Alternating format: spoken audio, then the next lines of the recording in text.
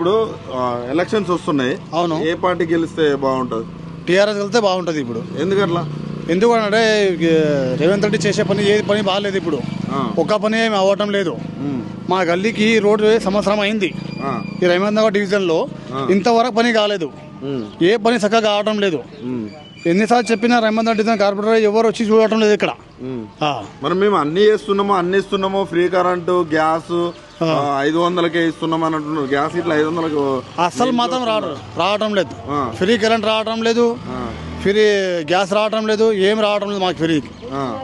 ఎట్లా మరి కరెంట్ అన్న 24 గంటలు ఉంటుందా? ఉండటం లేదు. అంత ముందు ఎట్లా ఉంటుండే? బాగుంటుండే మొత్తం అట్లా.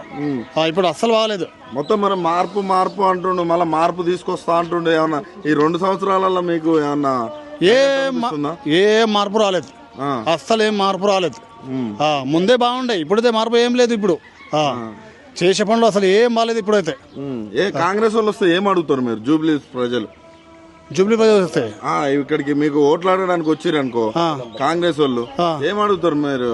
ఏం అడుగుతాం? ఏం పనులు చేయలేదు, మీరు ఎందుకు వచ్చారో ఓటు అడగడానికి చెప్తాం.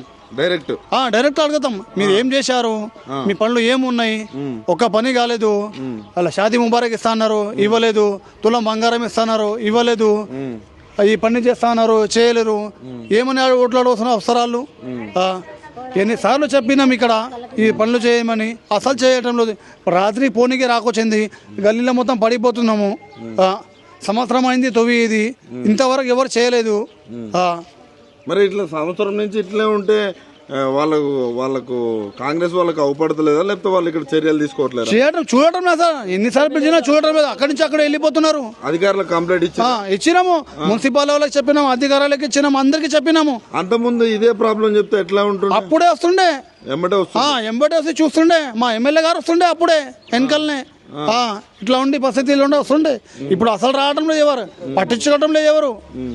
నవీన్ యాదవ్ ఎవరు నిలబడతారట కాంగ్రెస్ నుంచి? ఎవరు నిలబడ్డా మరి ఎట్లా ఉంటుంది ఆయన? ఎవరైనా నిలబడి మేము ఇచ్చేదే కేసీఆర్ కే. అంతేనా? ఓకే.